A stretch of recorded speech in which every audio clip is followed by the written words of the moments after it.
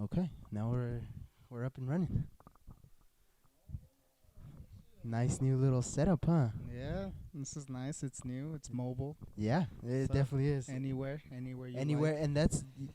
I don't think I told you, but me, Giovanni, and Bobby and Jose want to go on a camping trip. So Nice. we want to go to a cabin, and Bobby on this last podcast, he was like, you know what? Let's see if we can pick up 2 more mics, and we'll do a whole group. Yeah. That would be good. That's why I wanted to test this out here, because I was like, See okay, how mobile. see how mobile it is, and see how difficult it is to actually get it No, that'll be. And where do you guys going? Like camping in in a cabin. I think in a cabin. Mhm. Just like a nice house. Because we It's fun. We had It's fun. well, yeah, you've done it before Yeah. with who? Con este Tony and or who exactly did you do it with? What's going on over here? Whoa, Yeah, what's going on with your headphones, buddy? what happened? They were working before. Big ass head over here. Big old head ass. Hey. You think it was from when it was traveling over here? Probably. I mean, I hope so. This is like tela, like the actual thing that Yes, holds it. that's It's like a shoestring almost, like Yeah, so a. that's what kind of holds it into my head. Yeah. So it's flopping around. You want to switch? No. I got a big head, right? Yeah. That's good. We both now, have now I big know heads. what to get you for Christmas. Yeah. Well, when I went to go buy them, I didn't know that these. Now I guess I see why they're on special. They were on sale, Yeah. but they were on sale. They were like $35 a piece, No, it's not. and they were advertised for like 50. And I was like, "Fuck it! If I'm gonna spend $100 on headphones, well, I'm gonna spend 100." But they ended up being cheaper than I thought. Yeah, it's not bad. They're good. I like Mhm. them. Yeah, they sound very crisp. Yeah, yes, crisp. That's what it is. But who did you go camping with? Who did you go on the cabin? Went with Christian, Rosa, Lupe, his sister, and I think it was Cristobal and Ariana. Oh, Yeah. that was when the OG group. Yeah. When I first met, well, I knew Christian, but that was the first time I actually met Yeah, him. because we took that trip and it was for Rosa's birthday. We were already, because Maria was working like a lot of weekends, so she Mhm. didn't really. I used to always go to like Christian's house and party, like Yeah, we yeah. would go to Christian's old house. But Maria was like never around Yeah. because she was working or Yeah. she had to work the next day, and then like sometimes like she would come out, like she would get drunk and then she had to go to work the next day like super hungover, so like she wouldn't come out until like I think she quit. What was it? Where was she working at? Burlington or no? It wasn't. No. It was Keensburg, wasn't Kings, it? yeah, the wild animal sanctuary. The first time because she left there and then she came. Yeah, she left and then she came back. Where was she working? She quit, went somewhere else for like I don't know, like Was it the 6-8 printing months. place? No, No. maybe. Yeah, because that was where she went to Fast Signs or something like that. Yeah. Down in Thornton. Yeah. Or was it the Marble? The Marble. Yeah, it that was a Marble. That was down off That- of by- I-25 Yeah, I-25 and I-70 almost. what was that? 48th. Yeah, something like that. 48th. Yeah. Yeah. Okay, So yeah. she left She from went- yeah. Wild Animal to the Marble. to the Marble. She was only there for like what 6 months. But something anyway, like so that. yeah, so she wasn't working weekends, so then she was able to come out, and then that's when we got to Oh. know, like all the couples got to know each other a lot Yeah. more, and yeah, I mean, How much did you guys end up spending that for that weekend?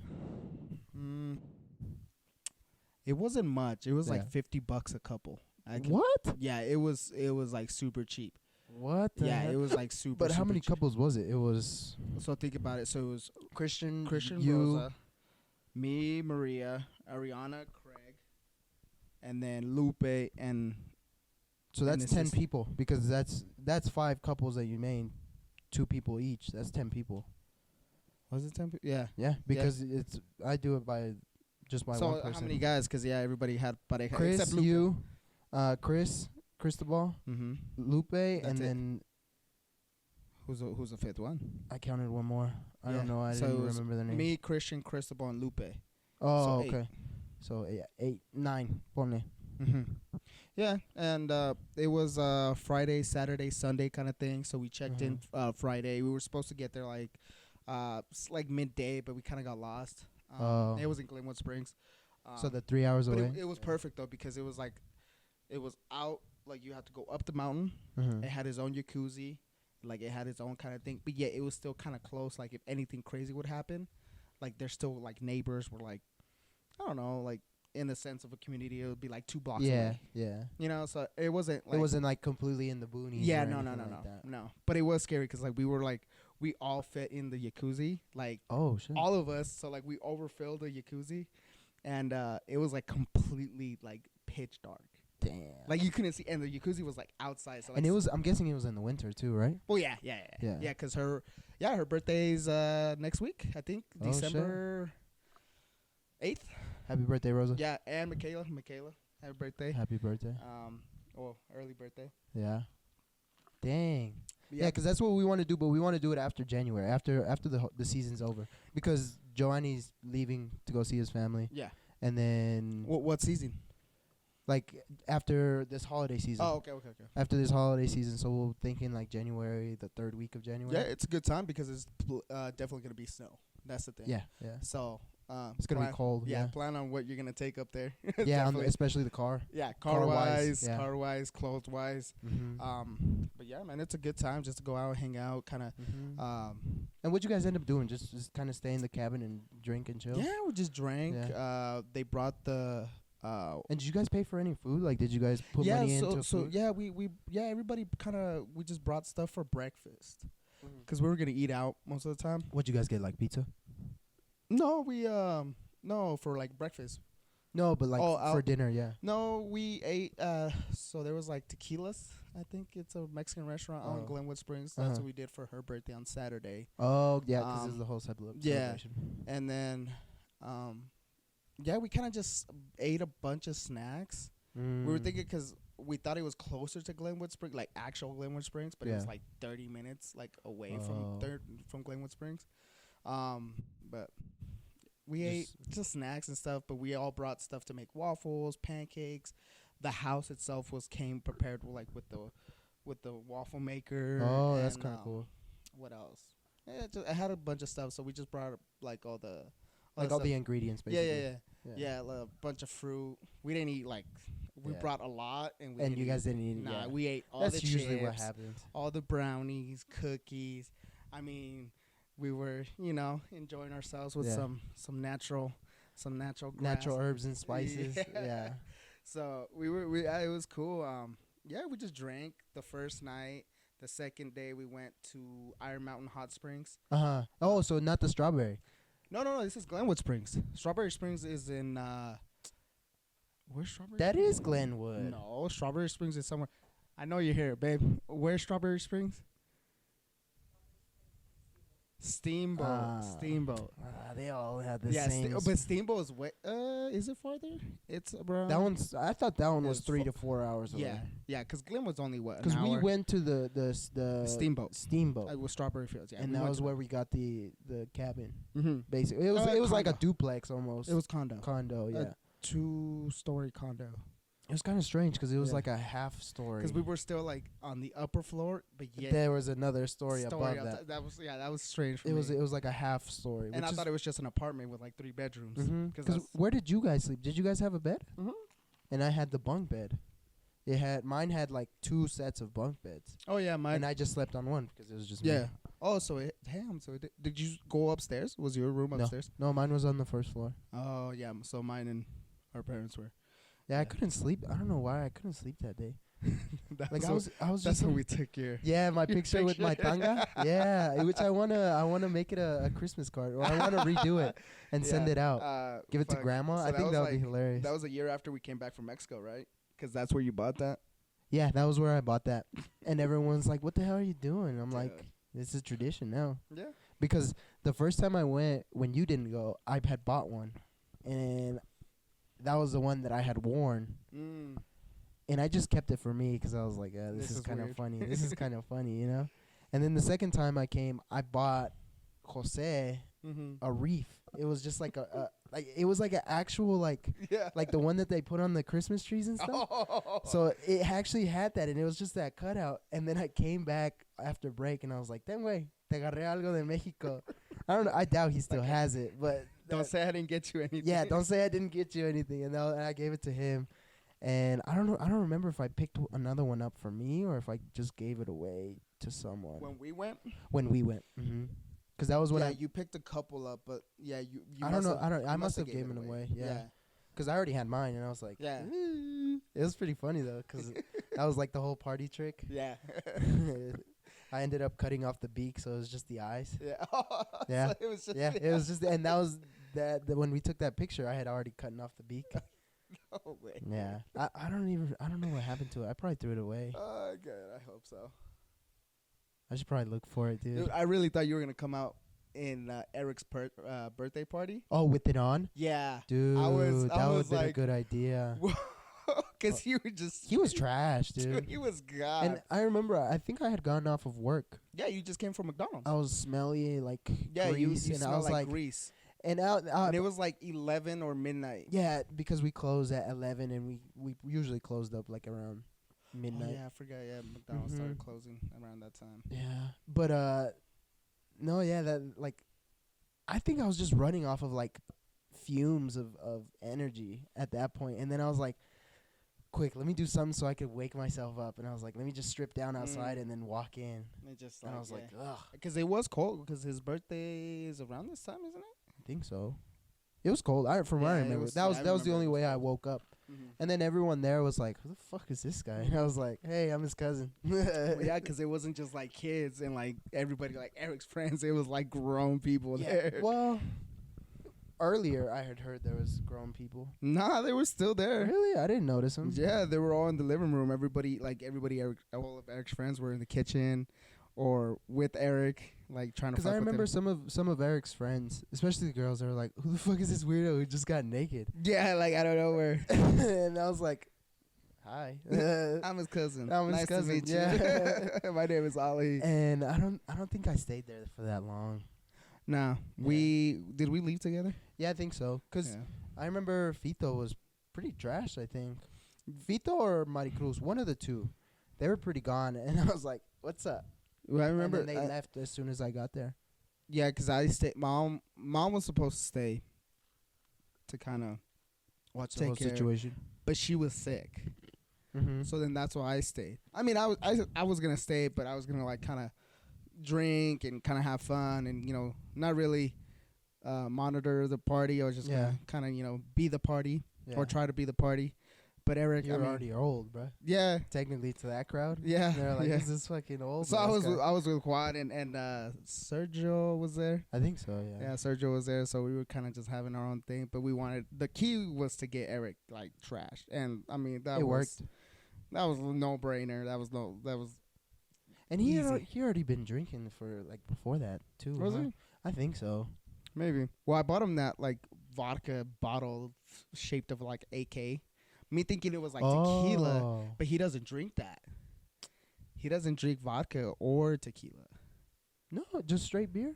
No, he drank like I gave him a lot of shit because he would like drink ramchata. Oh, but that's right. Yeah, but then he also drinks Buchanan's. So he drinks that. Man. So yeah, he was drinking that, but I was like, hey, it's a cool bottle. It's like shaped of a fucking AK-47, bro. And worst come to worst, they'll just empty it out or something, and then they'll put whatever they want. But I'm guessing we killed that bottle. Oh, that's what you guys drank. We killed that bottle. Everybody was taking shots off of it. Yeah. It's like as soon as I pulled it out, man, everybody was like shots, and it was like. It's like I'm putting the barrel down their throats. Like it was, dude. Okay, so now that we were speaking of like 21st, and we all know, if anyone knows Alan, my brother, we know how his 21st ended up. Do you think we have like a problem with alcohol or something like that, or is it just like? What do you mean by problem? I don't know, because for me, I personally don't think it's a problem, but we just know that whenever it's a big celebration, we like to bring out the bottle. We like to have a good time. Yeah. But it's not like we do the celebration every weekend, No. I mean, at least we don't. I mean, other people do, and I mean, no judge to them. It's it's what they cope with, but no, I don't think so, because it's like that phrase. It's like, oh, you can have fun without alcohol. Like, yeah, you can.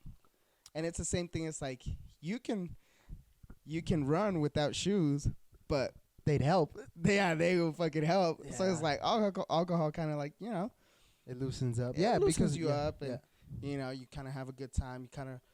It helps you either like cope whatever you're going with, and just kind of be in the moment, and just kind of release whatever you have, and just kind of just be there. I mean, that's like, not saying for me, but I'm just saying like that's what I feel like it is. So then it's just to be in the moment, to like enjoy everybody's company.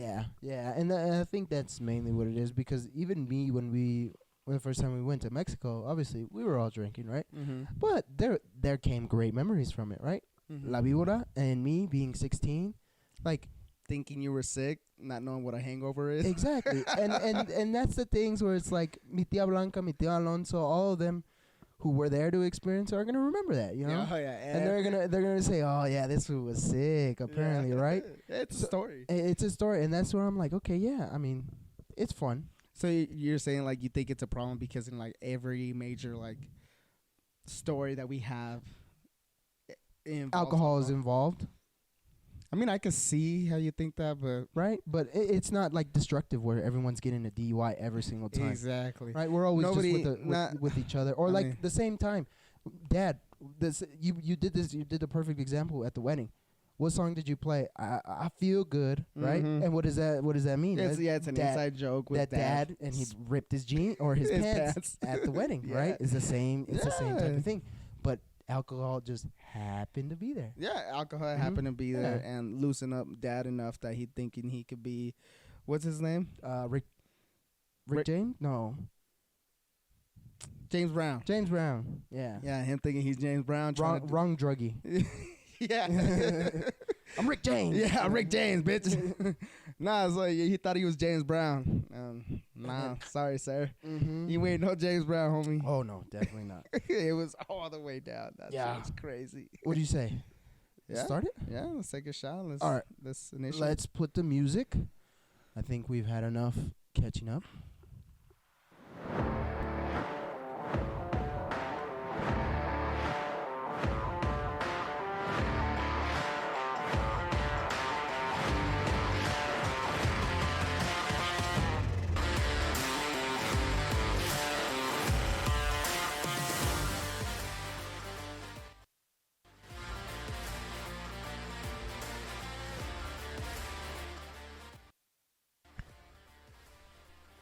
Okay.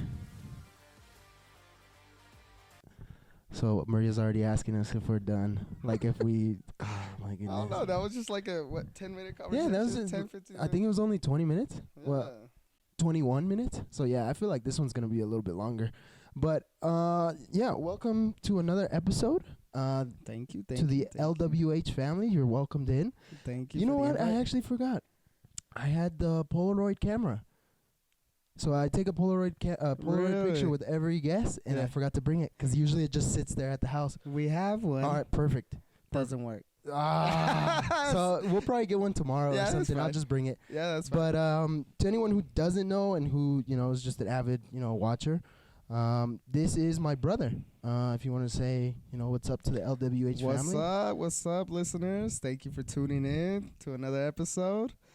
Definitely a big supporter. Yes. Hope you guys are too, and hope you guys enjoy this episode. So yeah, me and my brother are 7 years apart. Here, let's cheers it up real quick. Cheers. I always gotta thank him for supporting me and everything that I do, all the weird shit that I do.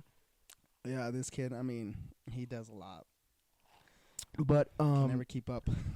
Yeah, it feels like I change a new hobby every month or so. It's good, man. It's good. We're here to. But so me and my brother, we're 7 years apart, right?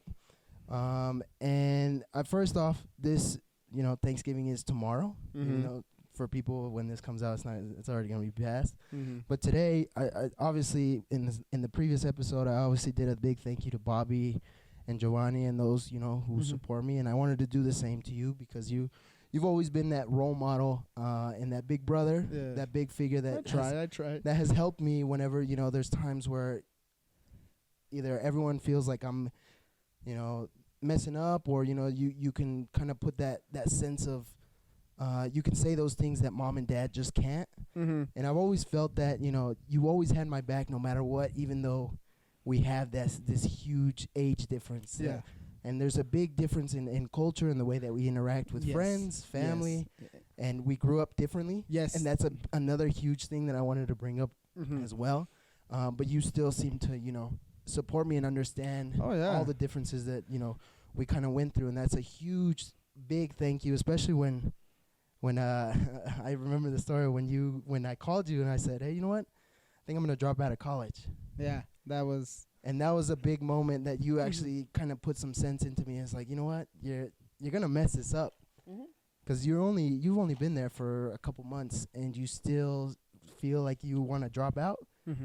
Just kind of change the direction, the way you're thinking about it. And I was like, you know what? Okay, you know what? I got to listen to this guy. You know, it may not feel like it's right, but let me just listen. And then, like, coming from someone that, like, I dropped out. Yeah. So I feel like how a lot of people think, having an older brother is, like, so wise and, like, they've been through a lot and they tell you. Well, I feel like how I'm giving you the advice is, like, I'm fucking up. Yeah. And I'm doing a lot of things, maybe not the right way. Maybe, doing the wrong things at times. But it's good to see that you see it and, it's not telling you not to do it. It's just, like, showing you, hey, this is the outcome of this. Yeah. And stuff like that. But, yeah, with that college, that was... and what I loved about it most is that you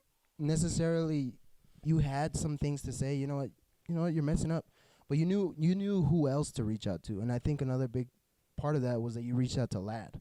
Yeah. And you reached out to Lad, and he made the call within, a couple hours. And I was like, wow, you know what? Like, shout out to my brother, really, for because I was just super scared. And I think on that call, since I was more closer with Lad than even you, because I had just spent those 4 years or 2-3 years with Lad, that it was a big kind of like, you know what? I feel supported. Yeah. I feel really supported that, my brother doesn't necessarily, we don't have that relationship that we, have wanted and have always, like, dreamt about. Yeah, because... But you knew who to reach out to. Yeah, and definitely that's the thing is, like, if I don't know the answer, I'm gonna get it from someone that has the answer. And like I said, coming from someone that, like, practically didn't even go to college. I went to college, but I just fucked around. Yeah. Like, I didn't do anything. Yeah. And I went to college for 2 years. So... it was hard for me to tell you don't quit and finish it from someone that didn't. Yeah. You know? So, I don't know. For me, it was, like, too hard for me, or I wasn't really motivated. So, it was really hard for me to, like, dude, you got to motivate yourself. Like, you got to do it. But then that's what I recognized. It's like, no, that's not, it cannot come from me. And so that's why I reached out to Lad. Because Lad, I mean, he's college educated. He went very smart. Yeah, Lad is very smart, and I respect him, man. He's very special to me as well. We coached together, and he brought me in and stuff like that. And dude, I have a lot of respect for that, man. Yeah. And that was one of the biggest reasons that he helped me out was with you and it worked out because like you said, you were really close with Lad, so it was perfect for him to kind of explain to you, like, hey, I don't know what he did. I don't like. I'm still not aware of the conversation. He literally all we talked about was just, you know what, if you're not feeling like you're in the right direction, then just turn into another direction. You don't have to fucking turn off the car, basically. You don't have to turn off the car. You can just kind of make a left or a right turn, see if that works, and then you find a path from there. Yeah. And that was where I was like, okay, you know what, let's do communications. Yeah. And ever since then, I've been, glad. Yeah. I've been more than happy that I made the switch. No, and that's good. And, like, one thing that I also want to say is, like, even before that, we also had a conversation when you got your scholarship.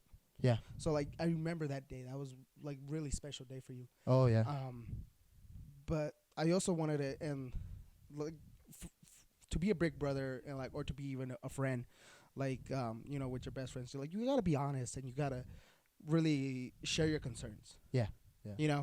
And I remember you told me when you were applying for that, you were like, I don't know if I'm going to get it. Yeah. But I'm going to give it all I got, all I have. And you did. And, I mean, look, you got it. And I really could not have, expected that. And exactly. Could have seen that even from that day because I remember that day, I had left work from McDonald's. And I was like, you know what, let me buy my parents a cake. So I went to go buy a cake, and I was like, you know what? Let me spend some time with Alan. And okay. Yeah. And we were at Tony's house at the time. Yeah. He came with the letter, and I was like, whoa, dude, that is insane. And this was this was after the other scholarship that you got, right? I only got one. Well, you got offered the other scholarship. Which one? Xavier? That was just for the university, I believe. Xavier University. Oh, that was just a... That's the name of the university. Yeah. But so you didn't get a scholarship? I don't like so. Yeah, I thought it was like a 2-year... I don't know the amount. I don't remember. You got a hefty scholarship. Like, you got... I don't know if it's like you know, listen, I don't know much about scholarships or anything like that because I barely even applied. If I would have put more time into it, I would have known. But, like, you know. But, yeah, you remember you were doing, like, some music stuff. And oh, yeah. So that was the university, Xavier University. So they had a music program, and they let me in. I just needed to do an audition. So it wasn't a scholarship. It wasn't a scholarship, but they let me into the music school. Got accepted. I got accepted into it. But that was the time when I was, like, super into music producing, which is another hobby that I used to have. That, you know, yeah, man. Apart but it's from good all that this, you dabble in everything because it all kind of defines on like where you want to go. Oh yeah, and I see it so prevalent in a lot of different things that I do. It's like I just fuck up until I get it right the last time. That's how you learn. You only have to get it right once, and I loved hearing that. But okay, so here's a question that I have for you. Obviously we're gonna sidetrack from all of that other stuff. But since you are the oldest, did you ever feel like you had, you know, someone that you could look up to, like similar to I have you? Who's that person that you would look up to for someone else, for support or anything like that? It's hard. And I had a couple, but not to say I didn't have anybody, but how could I? So like one person, definitely like my best friends, Omar and Tony. Known Tony since diapers. Omar, known him since 5th grade, and we always make the joke that he's like super old. Yeah. Because, like, I don't know, he said something about his birth certificate got mixed up when he came into the state. Like, he was born here but raised in Mexico, and then he came back. So something, like, got mixed up. So we always say that he's, like 5 years older than us. Because he obviously is, like, he looks super, he's old. He looks older than you guys, but and then also he was taller. He was definitely someone, you know, because me and Tony were a month apart, and I see him as a brother, like, almost like a twin. Yeah. Because we're literally a month apart. We were like literally just almost the same person in just different homes and different parents, obviously. But Omar was like the older one.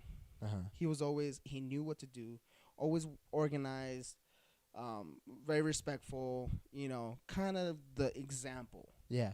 So in that sense, I can see him as like my older brother. But like to go to, because we were still technically, like, he's only like a year and a half older. Yeah. So he's not, I mean, that much older. Yeah. But we view, I mean, till today, me and Tony, we view him as. You guys give him the respect. Yeah. He gives him the bow of respect. Yeah, he's a senior. Yeah, he's a senior citizen out of the group, you know.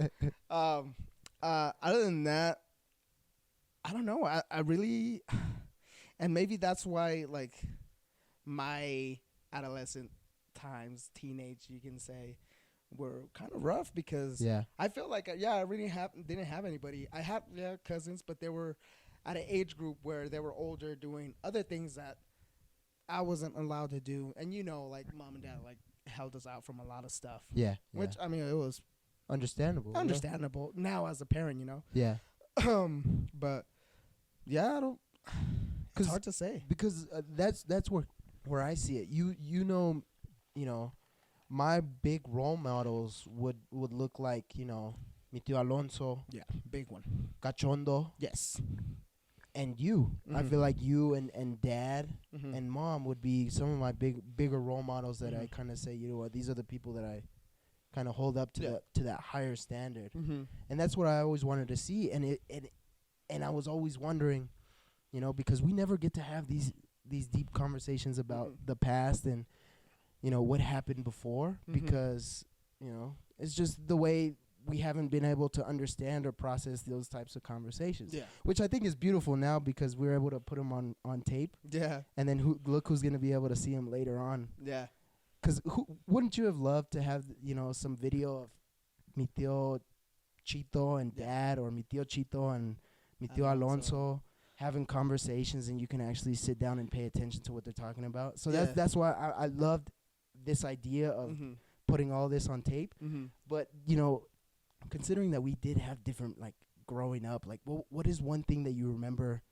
What was your favorite memory of, like, before even I was in the picture? Like, best childhood memory? Because obviously you mom and dad, you guys started off in an apartment.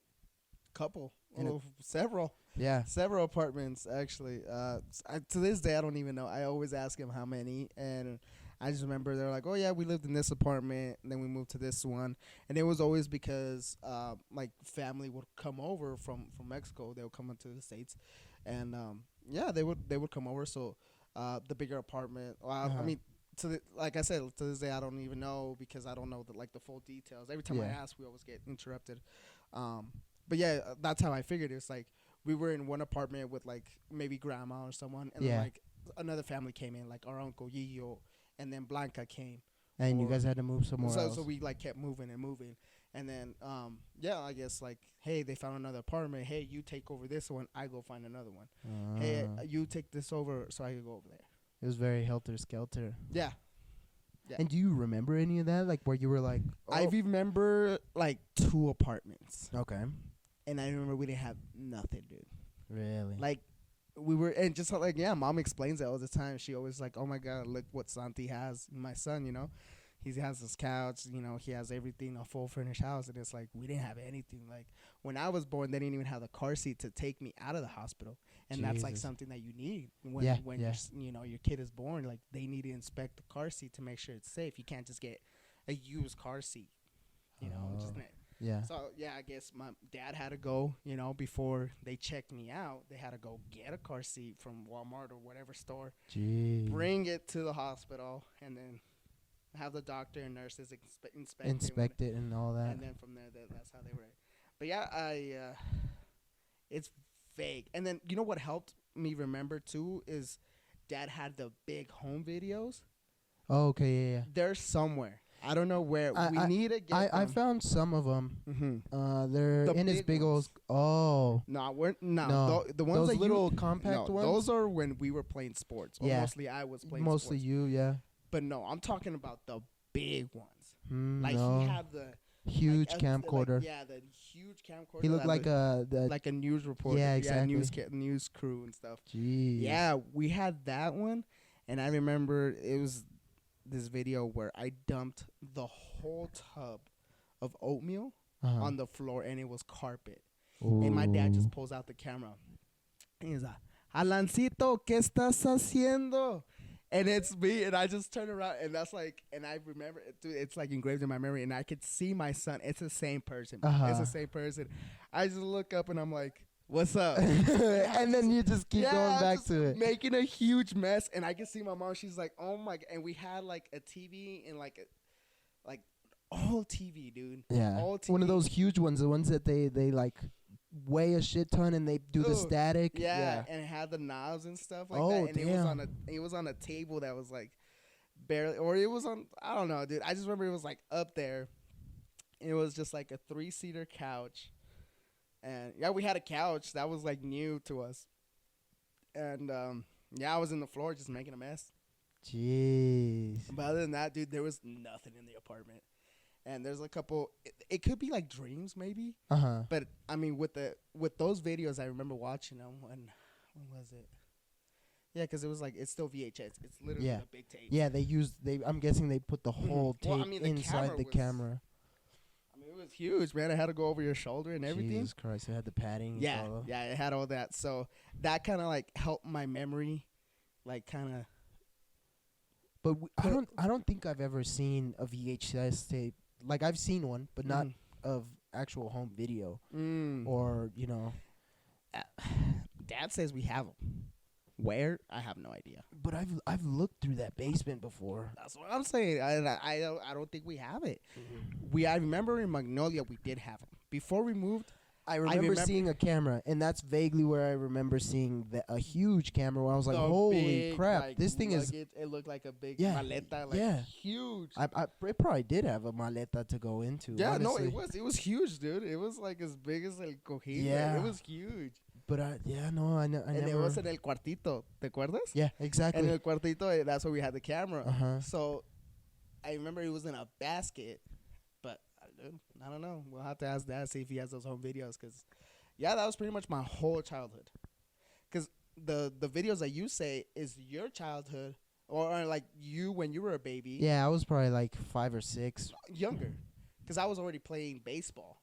Uh-huh. And they have video of me playing baseball. So then, okay, football and so stuff like good that. thing that you mentioned the sports. So how did you get into soccer? Because for me, and I'll tell you the story of how and you probably heard about it already, but soccer has been a huge part of my life. Like I started playing probably when I was like 8 or 9.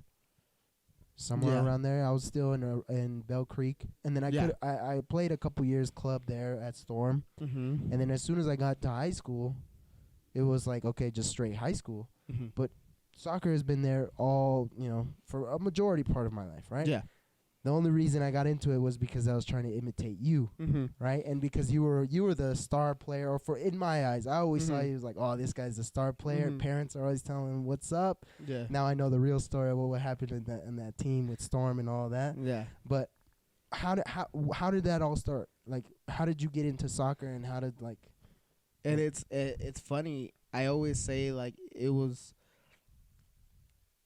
like my first sport. But I didn't play it. Because what I remember is they signed me up for recreational soccer for Commerce City. And it was just like, you go to practices. It wasn't even games. They give you a T-shirt that says CC Rec Soccer. You go kick a ball into those little... The little futsal nets. Yeah, the little futsal nets. Out in the park where we played football. The CCYA Raiders. Oh, okay, yeah. It was in the same field. Right next to the drive-in movie theater. Yes. Yeah. On 88th Drive-in, yeah. Yeah. So they just hold practices there. We would go kick the ball around, go around cones, score for about 45 minutes to an hour. Yeah. And call it a day. And it was usually around this time around fall because it would start to get cold. I think it was more towards summer. Oh. Yeah, because usually I've seen seasons start around this time. You're thinking more of like high school, but think about, I was like 5, 6. Oh, okay. Yeah, so I wasn't. We were already in. Yeah, you weren't in the picture because we were already in Commerce City. Because when did we move in Commerce City? So when I came in the picture, you guys had already been living in Commerce City for a while. Yeah, you were born in Magnolia. Yeah, and it's nice. Yeah. Like, hell yeah, bro. I got a tree house and everything. Yeah, you were born in Magnolia, which is awesome, dude. It was awesome. Dude, I was asking for a brother forever. Yeah. Like, that's all I remember from being a little kid. Like, begging my mom and dad, I want a little brother. Mostly because, like, obviously the aunts and uncles were like, hey, they're putting it in, they will always say in every party, hey, when are you going to make Alan a brother? When are you going to make Alan a brother or sister or whatever, this and that? Because Diablanca has 5 kids. Yeah. Yiyo has 4. Uh-huh. Chavo has 4. So Tonito, Bere, Chinis, and Junior. Who else? Rafa, I think he has like 4. I don't know about that. He has 4.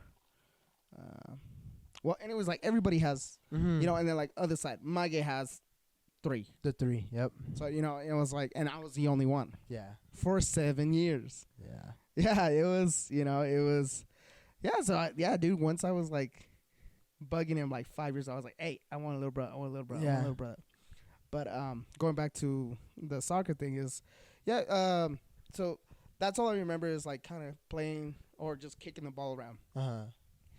And then baseball came around. Yep. And we played with Frank, which is like literally on our backyard in Kemp. Yep. Which I think, honestly, he's going to go down as a legend of Commerce City. He has to be. Has to. He's like a godfather. Exactly. Because everybody, I mean, not only him but his sons. Well, if Frank was there, the sons were there. Yeah. Right. Frank, Frank Jr. and Nick. Yeah. Rest in peace, brother. Love you. But yeah, dude, fucking those. Yeah, Frank is gonna be a legend. Everybody knows him, and at least old school Commerce City heads. yeah. Old school Commerce City heads, yes. But now that you hear, new Commerce City reunion, all this stuff, they won't have the slightest clue of who Frank, who we got to grow up with.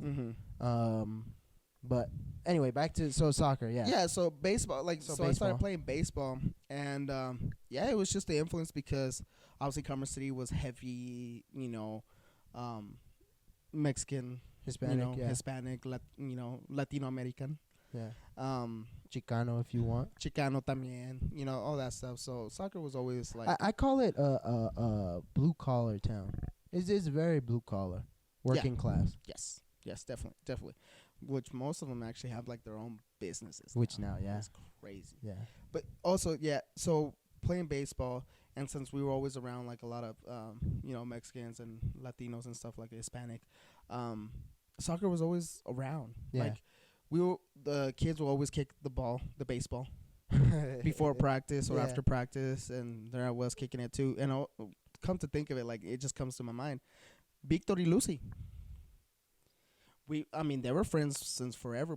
Our parents. Their first house was actually in Commerce City, right? Yeah. And then where was it across from?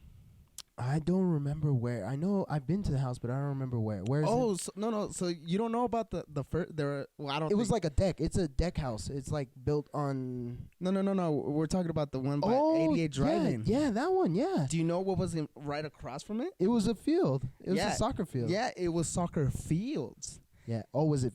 Was it two? Yeah, I thought it was just one long way. No, it was like 2 or 3, dude.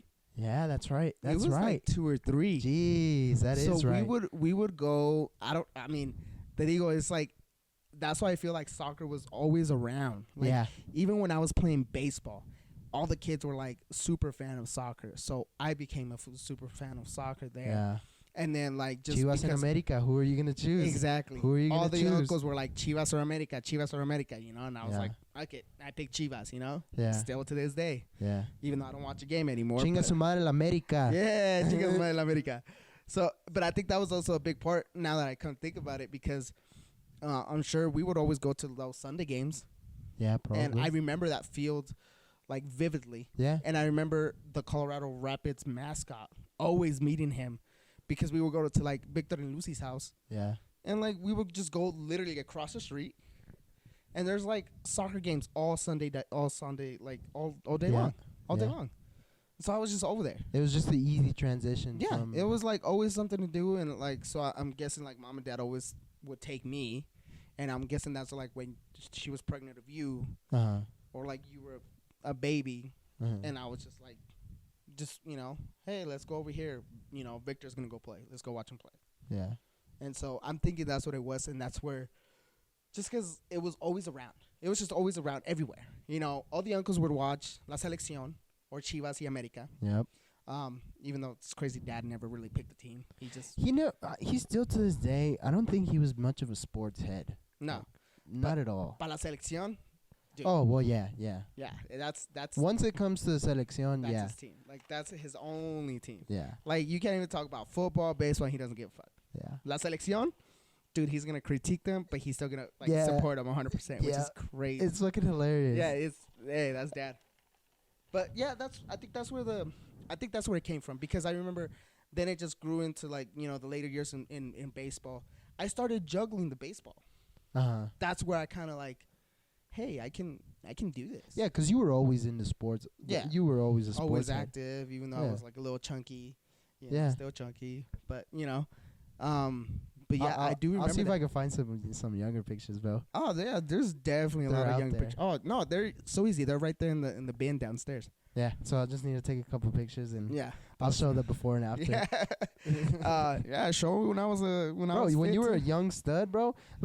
Honestly, when you were playing sports and all that soccer, and that was when I was growing up, I was chunky. I was like, fuck, bro, I have to go against this guy? Like, fuck.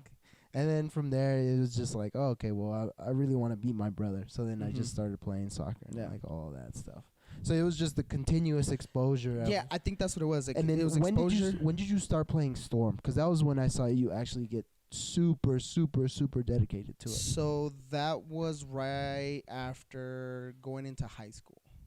Okay. Yeah, it was Your freshman year, basically. After 8th grade. I thought you had been playing before, but no, you were 16, 15. Yeah, I played with Bell Creek. Yeah. Because they didn't have a soccer team till 8th grade. That is true. Yeah. That is true. Our 8th grade year was the first year that they brought soccer. Oh, you were inaugural. Yes. Wow. Yeah. And it was practically the team was revolved around me, Tony, and Omar. Yep. Omar was defense. Tony was mid. And you were forward. And I was forward. Yep. 3 fastest kids out of the school. And you had your little CR7 flick. Oh, okay. Yeah, you had a faux hawk. Yeah, we had the faux hawk. Was it more because of Beckham? No, yeah, it was Ronaldo. It was Ronaldo because I remember you guys were downloading hella video. Well, you were downloading hella videos. I was downloading hella videos of Ronaldo. And that's where I see him like, okay, you know what? I think I thank you because a lot of my pop culture references to this day come from you in middle school and high school. I'm like, when we had the desktop, I was just like, what is this guy doing? Yeah, where were you when I was downloading all these videos? Right behind you. Exactly. I was sitting right behind you. And it was a constant exposure of like me watching all these videos. When I say all day long, I was watching these videos all day long. And you downloaded them to your iPod, so that way you could watch them. No, everybody's iPod. Oh, mom, dad's, dad's. You know, the big iPad the ones that show videos, like the big black one, the iPod Nanos, all of them. I remember when we were getting iPods like left and right because like Dad's company was like. That was when Dad started working at a pretty good. Yeah. And they were like handing out iPods like it was fucking, I don't know, coupons. Yeah. So like we had like, I don't know how many iPods. I got one later on, but I feel like you had 2. Dude, I had like 4. Because you lost the silver one that Mom had. It was like similar to the one that Mom had. They stole it. They stole, and I know who did I always heard that you lost. Yeah, I just told them I lost it, but I knew who stole it, and it was some like, I was a freshman, he was a senior. I fucking went up to him, and I was like, dude, that's my iPod, and he already put all his music, but it had Dad's company engraved on the back. Yeah, the neck gear. I'm like, neck quote. I mean, yeah, and I was like, dude, you're a fucking idiot. Yeah, that's my iPod. No, it's my mom's. That's my mom's company too. You're full of shit. Jeez. So yeah, but I remember the first iPod was. It was a huge white one. No, that was Dad's. Oh. Dad was the only one that had the iPod, and then we went to a pawn shop. And we picked up the iPod Nano, the red one. That was my first iPod. Oh. Yeah. Yours specifically, yours. Yeah, it was mine. I don't know how much Dad bought it. I'm sure it was fucking cheap. Yeah. Because it was like dented, almost probably broken. Stolen. Yeah, most likely. So, but yeah, I put music into it, and I had that for a while, and then we gave it to Grandpa. Yeah, Grandpa had the red, and he locked it out the first day that I got. Jesus Christ! And I had to help him unlock it.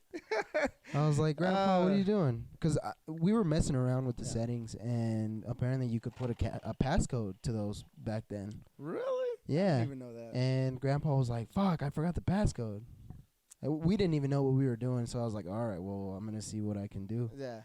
And yeah, I got it. It was 000.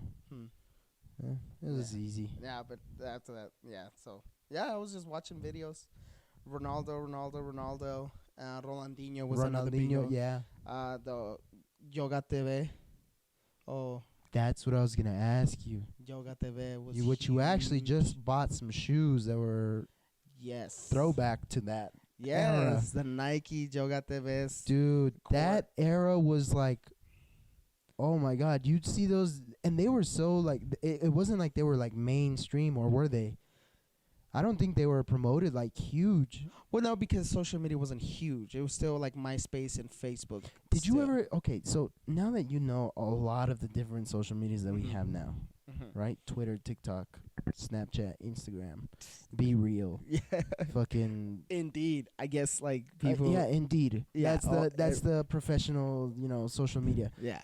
how did you used to get around when you were in high school? And like, what did you use, man? Facebook. Just Facebook? No MySpace? Did you ever use any MySpace? I remember seeing VD having a MySpace, but you guys are obviously, well, you guys are the same age, no? No, we're like 3 or 4 years apart. Okay, so Yeah. MySpace was a little. Dude, I thought MySpace was a shit. I never had one. No? Never had one. Was it because mom and dad didn't let you have one, or you just Mostly. didn't? Yeah. It was tough even creating a Facebook account. Oh. Yeah, dude. I don't even know how I made one. I think I just made one in school. And you didn't even tell mom or dad or No, anything? and then it was just like kind of normal when Facebook was just growing and growing and growing. Yeah, yeah. And they just like looked. They're like, "Oh, you have a Facebook?" I was like, "Yeah, but it's like totally not like MySpace. Like you guys can look at it, da da da." Yeah. But MySpace, I thought was like the coolest shit ever. Yeah, because you could customize the shit out of it. Yeah, dude. When Like I you could saw put it. a song, and like I guess they're gonna try to do that for Instagram now. Oh, really? Yeah, like when you roll up to your page, like a song starts playing, like the choice of your song, whatever. Yeah, yeah. So I was like, that's pretty cool, because I really like that, and then like how you could put your friends like on who you're cool with. Yeah, and it's similar to Facebook. It's like your top friends or Yeah. something like your You top. can change it on Facebook. Yeah, you can do, or well, you can actually put pictures. You can put pictures, Oh, okay. and that's usually what I did. I would I put don't even pictures. know how to I would do put that. pictures of my homeboys, like all the soccer guys. I would Yeah. put them all on the pinned photos, and Okay. they would pop up right there on Facebook. Oh, I don't know. And you can still do that. But with MySpace, it was like your top 5 friends, and those were the only friends like would show up. I think out of your if I- whole list of friends. Yeah, and then you can look at your friends, and like all your friends would show up, but it wasn't like now in Facebook. I don't know. I remember like before Maria, I had like 1,000 friends. I was just adding everybody. Yeah, yeah. Yeah, and everybody was adding me and whatever. And then like Maria was like, "Oh my God, you have 1,000 friends?" And I was like, Yeah. made me feel like a dick. And I was like, all right. So I went to my Facebook and I was like, don't talk to you. Don't talk to you. Don't know you. Don't know you. Forgot where I met you. You don't even like me. Delete. I started deleting. So I went back down to like, I don't know, like 4 or 5. I think like 400 or 500 people. But MySpace, I think it was like tops like 200 people. Yeah. Well, yeah, because Be- the between, only like, the I only think, way like- you would use it was through a computer, bro. It Exactly. was through a desktop. Yeah. You wouldn't go on your phone. Not No. even iPods or iPhones were like capable of handling an app. Not yet. All you had on those iPhones was YouTube, and that was like it had just Dude, YouTube, started. Yeah. YouTube was big. Those when the YouTube first came I out. mean, it's still huge. That's my favorite app now. I Yeah. guess probably. Yeah. But when that came out, I think a lot of what it was used for was just comedy. It was just like you'd post whatever. It wasn't really like high production, high value, no. anything. It was just like anyone could Yeah. put anything. Yeah. And it was those like regular like Canon like cameras that, like they look like just for a picture, but some took video and it was like horrible resolution. Very bad. And they were doing like either jackass type of stuff or like just doing other stuff. It was crazy. Well, you remember that channel that Sander put us on, Remy, Yes. up in France? I think that was one of the higher production type videos of YouTube, but I still remember, and you'll see it in the quality now. Well, he was doing it. He was posting it somewhere else, because, and what I was gonna tell you is like before YouTube. I remember it was like around 5th or 6th grade when I was introduced to YouTube. I think it was this girl named Haley. It was in computer class, and we Shout out Mr. Novak. No, who was the other teacher? Heather. Miss Heather? Was it Miss Heather? She was like a blonde lady, and she hated everyone. Yeah, she hated the world. Yeah. Yeah, so I would always watch. It was funny, Lil Wayne, T.I. videos, but it was through AOL. Was it AOL? AOL Music. Oh. Or no, Yahoo Music videos. Oh, okay. That's all we would do in computer class. I mean, that's Watch music videos. Just watch music videos. Yeah, because then you'd see ass and all these. Yeah, I mean, I was watching 50 Cent, like PIMP. Candy Shop, bro. Candy That Shop. video, Nah, PIMP had hoes, bro. I still remember Victor, our cousin. when Yeah. he would play 50 Cent nonstop. Well, it's because they had cable or the black box or something. But I mean, I we were think always we were watching it I don't know if he downloaded it to the Xbox or something, but that was. Can you download video? See, I don't even know that because we didn't have an Xbox then. Yeah, no, I would always play Victor's. Yeah, but I don't know if it was either on the Xbox or just on the TV that was downstairs in that little space. No, the TV was in his room. The TV was in his back wall. Is that where I remember? No, I think there was one. Yeah, there was one like in that like common area. Yeah, but he had one in his room. Yeah, and that was where he had the fish tank. Yes, he had his fish tank with the piranhas. The piranhas that he wasn't supposed to have. One of the many things that he wasn't supposed to have. He got a lot of stuff. And shit, to go back, he was only like 16 or 15. Holy shit! He not even. He was probably younger when he was yeah. Fuck, how old was he? Because his Vidi is only like 3 or 4 years older than me, and she's what, the middle child? I don't know. Because it's Dani, Victor, Vero, Vidi, Maria. How old is Vero? I don't know. I stopped counting after 23. What's because now you're 20. Yeah. You're about to be 21? Holy Jesus. It's crazy, bro. That's crazy. But, yeah, what were we talking about? The music video. Yeah, YouTube. Yeah. So that's why I was introduced by that, because I was watching that. And then some girl, she was like watching some other like cat videos or something. Oh, okay. Because that's when cat videos were like huge. And then she was like, "Oh yeah, it's just like this thing YouTube my mom watches. It's like you just like search up any videos that people make and stuff." Yeah. So then after that, like shortly after, obviously you try to search up some videos. Yeah. That was the first one, but YouTube was pretty quick on like learning how to like parental control and stuff like that. I mean, all the guys we were like did it, and then obviously we did it in school. Idiots, fucking idiots. Yeah. Bro, we were and it's funny because I know that computer lab, all the computers face the teacher. Yeah. So, but remember, Miss Heather didn't give a fuck. Yeah, she hated everybody. She would kind of just sit at her desk. She was on her phone. I think the only time I had her, I think I only had her for 1 year, and she was just angry all the time. Yeah. And I think I had her daughter was in my class. Or something like that. Because I left and she was still there, I think. Because I remember I came picked you up, and she was like trying to talk to me. I was like, "Hey, do you have a cigarette?" I'm like, "Bitch, I'm only a freshman in high school. Calm the fuck down." Jesus. Yeah, she was weird. Yeah, she had some weird vibes to her. Yeah, was it? Or maybe 8th grade. I don't know, dude. It was weird. Yikes. I remember that day. It was just like, she was like, "Oh yeah, do you have a cigarette?" I was like, "What the fuck do I look like? I'm in your class." Yeah. The fuck? And recently I've had people come up to me. I'm like, "I don't know you. I don't have a cigarette. Like, get away from me. Do I give off those vibes?" But let's change the topic. So now, getting away from growing up and your childhood and all that stuff, trauma and all that bad stuff. Yeah, okay. As an adult, what do you think is the best piece of advice someone has told you or have given you? I know it's kind of like a hard question to put on the spot, but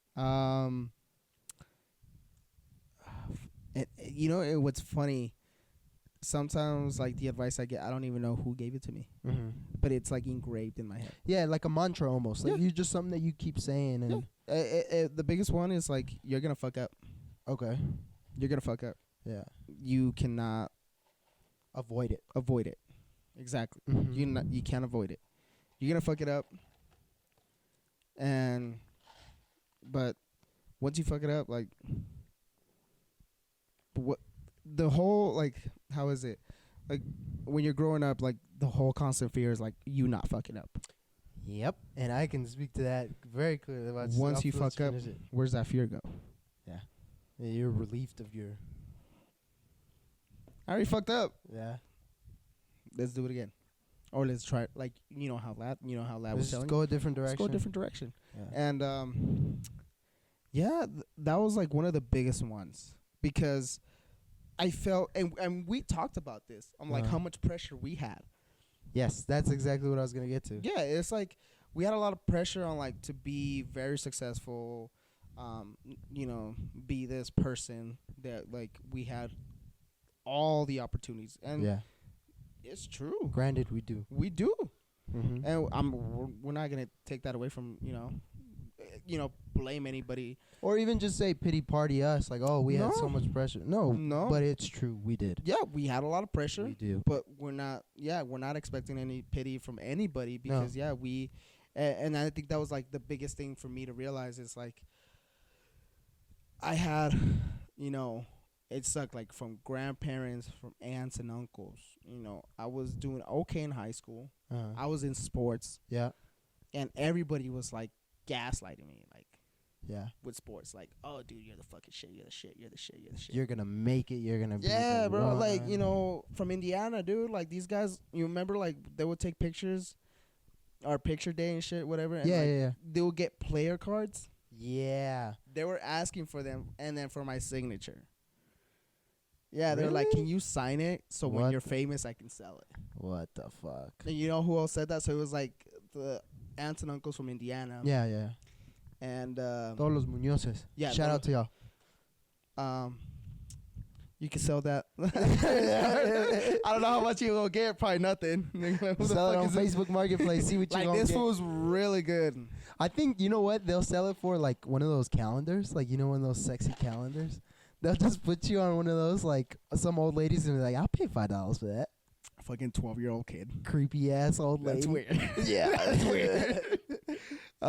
Who else? Like Xander's dad. Gabe. He also told me like, "Hey, sign it. You're gonna become someone." Yeah. And I'm like, "Fuck, am I really? Like, am I really gonna become someone?" Yeah. And so there was a time where I was like, "Oh yeah, I'm gonna be that person." And then when I met real competition, I'm like, "Holy shit, I ain't shit. I ain't nobody, bro." Yeah. Like, who the fuck, Alan? You shut the fuck up. Get the fuck out of here. Like, nah. And I was like, oh fuck. Jeez. That was like the last year I played baseball, which I wanted to get back into it because I was a decent player. Yeah. I was a decent player. From what I've heard, yeah. Yeah, so like when I was playing like Little League, it wasn't even like Little League, dude. It was recreational baseball. I was a shit in recreational baseball.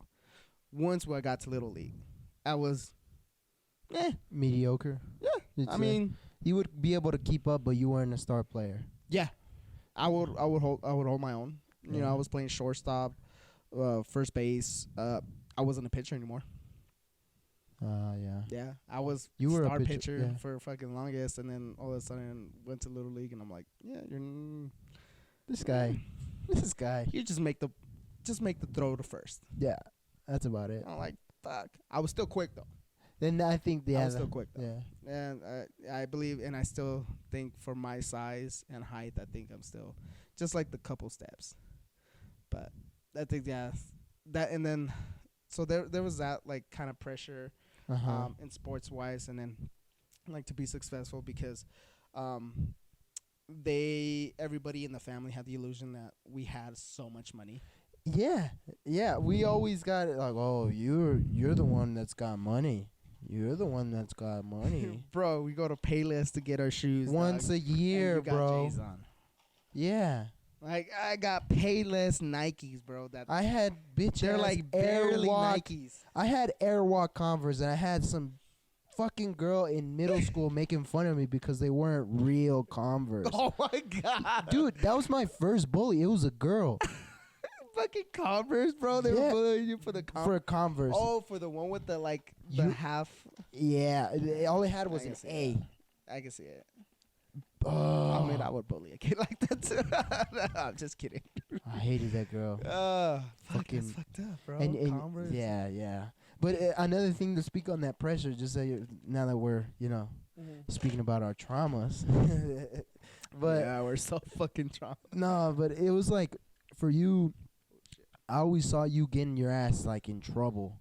Oh yeah, always. Always in trouble. My mom and dad, and I was like, ooh. I don't want to be in the position that he's in. And that's something I was grateful for you to like. Let me just do everything right, and let me just kind of. Oh, let me do everything that he's not doing. Exactly. To not get my ass chewed out. Not get my ass chewed out and not get like punished in that. Not punished, but like grounded in that way. Because I think that was the main way that they would do it. It's just like, well, you can't do this anymore. Or you can't, No. And I was like, ooh. let me not do that, and let me just kind of stay under the radar as long as because possible. we were bump heads, and like it wasn't just like you're grounded. It was also like an argument. Yeah, it was like it was. Yeah, it's. And that was for me. I was like, okay, you know what? Let's not do what he's doing. Let's just kind of stay low key. Yeah. For as long as possible. Uh-huh. As long as possible. Yeah, and you did. Yeah. And you did your own thing, and you kind of put your head down, went to work.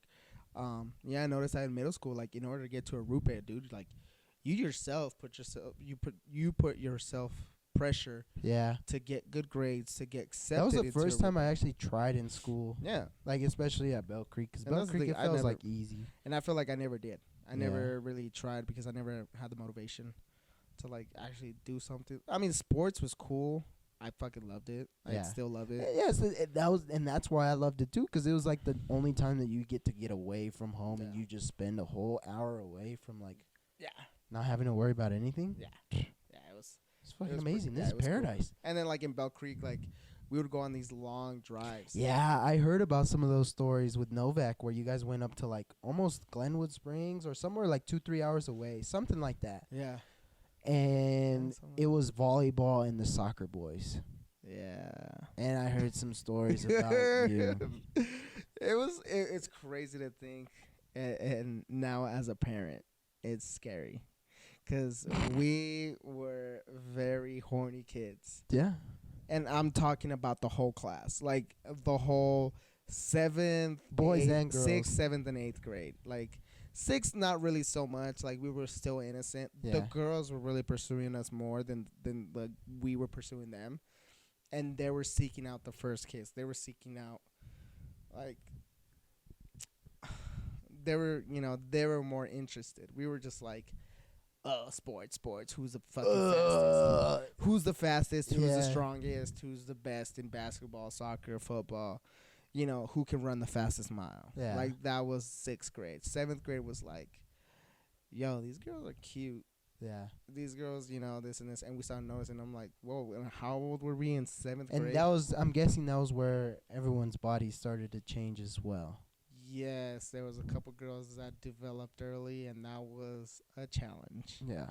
Definitely. And especially for you as boys as well, it's like the hormones are starting to. Yeah, because we had the talk in 5th grade. It was a whole day thing, and I think it was cool how they did it. They dedicated a whole day. They split the girls and guys, and they had just like not like a simple conversation. They were just telling us, this is your genitalia. They'd use the projectors, the ones with the vis-a-vis marker. This is what boys have. This is what girls have. You're gonna grow hair and stuff like that, and then you're gonna get the hormones. It's like girls have periods, and boys, you're gonna get an erect penis because on how you view a girl or or whatever. Yeah, or whatever. And they were telling us how. See, that's works. how good our sex ed talk was. Like, yeah, it's gonna happen. Yeah, so it was okay. I felt they could have. I mean. But we learned. We learned a lot more after. Yes, we did. A lot more. So it's like it's fine. Yeah, we definitely did. Get educated in certain stuff, and more than just the basics. Yeah. What's out there, what can happen, stuff like that, and definitely, what also helped out was like the physicals. So, like, playing sports every single year. Oh, yeah. You have to check in. Exactly. You have to check in. Get a physical. And then, I mean, I don't know. Like, our physician was pretty cool. Like, first we had a dude, and then it was, like, a lady. And the lady was way more informative. Like, do you know your... And she was like, do you know your penis? And I was like, yeah, bitch, fucking attached to me. Of course I know my penis. But she, like, kind of... Do you know how to clean it? Do you know how to do all those types of stuff? Yes. Pull the skin, all that type of stuff. Stuff like that. So she was the one, like, she told me she didn't touch me. She didn't do anything like that. But she was very informative. Me too. Yeah, no. She was very informative. And, like, definitely fucking grateful. And, like, think about it. Some kids that don't play sports, they don't go to the doctor, bro. Yeah, and that's kind of scary, man. That's because we would have to go every year. Every single because year. we would be in sports. I was in baseball, soccer, football, and then up to high school it was just soccer, but it was soccer year round. I was in high school and club. then club. So I mean it was always needed, and then definitely when I developed whatever that heart condition I have, that was in high school. It must have been high school, like junior or senior year. Yeah, something like that. So then after that was like every 6 months. But that's where we kind of like that's where I got more information like how that. But yeah, going back to this, like, dude, 7th grade was like, holy shit, we were fucking horny, dude. Girls were already wearing like thongs and shit. They were like so when they were bent down, like they were showing. We were just like, holy shit, what's going on? What the fuck? Jesus. But yeah, so when that bus ride happened, it was a girls' volleyball. It was 8th grade. I remember it was 8th grade. Was it 8th grade? Yeah, it was 8th grade. Yeah, because it was the first year of soccer. So it was 8th grade. The girls went to the first championship. Oh. Volleyball. Okay. And it was fucking far. Yeah. Because we always had to stop to get dinner. Uh-huh. 'Cause it was like a 2-hour drive. Yeah, so I'm guessing it was on the way back. You guys would do like a pit stop or something. So we went, and it was the girls won. And then I was dating this one girl. And, dude, it was funny because I didn't even know her name. We were dating. Dating back then was holding hands in lunch and making out. Yeah. That was dating in middle school. Yeah. There was no talking. It was like, you're cute. Hold my hand. Hold my hand. And kiss me after school. They're like hardcore makeout, bro. It was fucking nuts. And that's I'm like, dude, fucking 7th graders. I would have, if I was a fucking parent or teacher, what the fuck you doing, bro? Yeah. You know, I get it now. I'll give you like a 5 minutes, to get your stuff. Yeah, and get to this give her damn just car. a peg, bro. But chill, bro. We were like swallowing each other's mouths. Bro, it was bad. You go back and everybody can fucking testify. From our class in Bell Creek, bro. It was bad. It was bad. The shit that we were doing in Mr. Beach's class. Oh. Can't even get into it, bro. But yeah, so that story from the bus, bro. God bless that old man's soul for what he had to Mr. Beach. deal with. Dude. Jesus. He left after, I think, your class. Dude, it's because everybody's hormones. We didn't know how to deal with them. And everybody was just like horny for each other. Everybody. Like everybody was just horny for each other. It was insane. It was a lot. That school had to deal with a lot. I fucking give them props on how they dealt with us because we were a handful. You guys were crazy. We were crazy. I admit it, bro. And that's one thing that also in life, like you just gotta fucking own up to your shit, bro. Mm-hmm. Own up to your shit. You'll feel a lot better yourself. Yeah. Honestly, just own it. Like if you're a piece of shit, own it. I was a piece of shit, but now I recognize it. I'm a better person from that. Mm-hmm. At least you recognize it. There's people that are like, oh, I'm a piece of shit, and I'm gonna continue being a piece of shit. Yeah. But other people are like, I was a piece of shit. I was an asshole. I was a jerk. Whatever. I saw how it affected other people. I understand that was wrong to do this and this and that. And like now, I go back and I was like, dude, we were bad kids. Yeah. We were bad kids. Yeah, and that's something that at that age, you really should not be worrying about that. No. At all. Because what were we 12? 11, 12? Something like that. No. Mm-hmm. 8th grade? 8th grade is like 14, 15. 12, 13. No, because after in high school, freshman year, you're 16. Right. No. 15, 16. Well, I was roughly. younger. Remember, I was younger. So you were I was the youngest one out of the class. 14? Let's put that. 14? Something like that. 95. How old was I in 2008? 95, so 5. Plus 8. 13. Could have been 14 because roughly you start in August. So yeah, 12, 13. I mean, yeah, I can see it now. But, dude, fucking hormones, bro. Yeah. No, yeah. Fucking hormones, bro. Yeah. It was bad. But, yeah, so what, I'm curious. So what did you, because I don't think I ever told you about the bus. What did you hear about the bus? So all they told me about it was just that, that you guys had gone on this long trip on the bus. Yada yada, and he's like, all he told me was like, your brother was one of the troublemakers out of that group. Mm-hmm. And that was basically about it. And I knew it had to deal something with girls because obviously he wouldn't bring in the girls volleyball team if it wasn't important. Yeah. So he was like, all I'm gonna say is that one of them was just your brother was a troublemaker on that trip. Yeah. And I was like, well, he must have done something. Yeah. Right. We didn't get like too sexual, but I'm guessing it was just making out. It was making out, but like clothes were coming off. Not like underwear or bras or anything like that was coming off. But like, yeah, shirts were coming off. Shorts were coming off. I was making out with my girlfriend at the time. Yeah. Tony was making out with like 2 girls behind me. Jeez. Dude, Tony was a pimp, bro. Jeez. And then Omar was making out with another girl while he had a girlfriend. Dang, you guys were dogs. Bro, we were... And the worst part was what happened is that, like, we were all in our own little circle, obviously in the back of the bus. Yeah. That's where the cool kids sit. Yeah. It's crazy. Customary. And, yeah, dude, it was just like, dude, everything was just getting too fucking crazy. And it was like we went to Sterling, so it was like a 2-hour drive. Yeah. So, like, we were first, it was just, like, talking. We're just, like, kind of doing dares, kind of just doing all kinds of bullshit. And then, like, it started, like, one person starts making out, and started escalating. It got to a point, the whole backside of the bus was just looking at everyone. No. Everybody was kind of minding their own business. Like, everybody was cool about it because everybody was just, like, fuck it, whatever, do your thing. But it was like, the windows, bro. So that's how everyone. That's how, like, I think a car passed us and shined the light on the bus, and it was just foggy as hell, bro. I mean, the whole backside, and like it was only the backside, because when I stood up and they turned on the lights, bro, all of our windows were just foggy. It was just like half the bus was just clear as day. Yes, and then the that's back what it was. Like, cause like dripping sweat. Yes, it was crazy.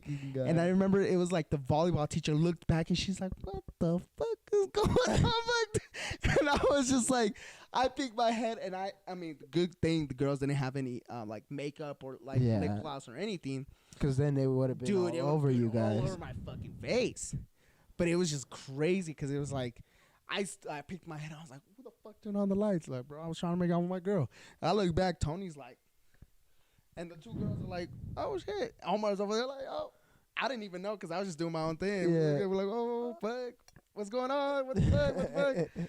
And yeah, that like they turn on the lights and they turn on the lights on for the rest of the ride. Did you guys get in trouble for that? We did, but they couldn't like prove anything. And they didn't know how to punish us, and they didn't know how to deal with it. Yeah. That's what I said. It's like they didn't know how to deal with us because we were like not like advanced. I wouldn't say advanced, but like I don't know how to. But there was no major repercussions to where you guys were like in the principal's office. But we were definitely we went to the principal's office. Did they give you like a detention at least and something like that? No. I remember. I remember in middle school, I got quite a bit of detentions. Really, I don't remember that. I was so low key about it, dude. Really, I had at least like 5 or 6 of them. Did mom and dad know? I don't know. I don't know. I mean, they were both working, so I'm guessing not. Yeah, probably not. And then I had practice and stuff, so they didn't pick you up till later. I'm guessing. But that's what it was. I'd say I probably had a total of like 8 or 9 from. Jesus, I only got suspended like twice. Got detention a couple times. First time was like for grades, and then after that it was just like. For me, it was mainly like. It was just girls. It was me making out with girls. Yeah, you'd get written up or something. Yeah, I'll get written or the undershirt thing. Chinga su madre, Don't even get me started with the fucking undershirt, bro. Madre, güey, con el pinche undershirt. Bro. No, güey. Yeah. Neta, güey. Nah. Sácase con esa mamada, güey. Güey, like. Fuck, güey. Pinche undershirt, güey. No, güey. La pinche camisa salía así, güey. Yeah. So in Bell Creek we had to have. So just for like the listeners, in Bell Creek we had to have uniforms. It was khaki, navy blue, or black. No, it was khaki or blue pants. Uh-huh. It was a blue, green, and white shirt. T-shirt or polo shirt, but nobody wanted to wear no polo shirt. Some of us did.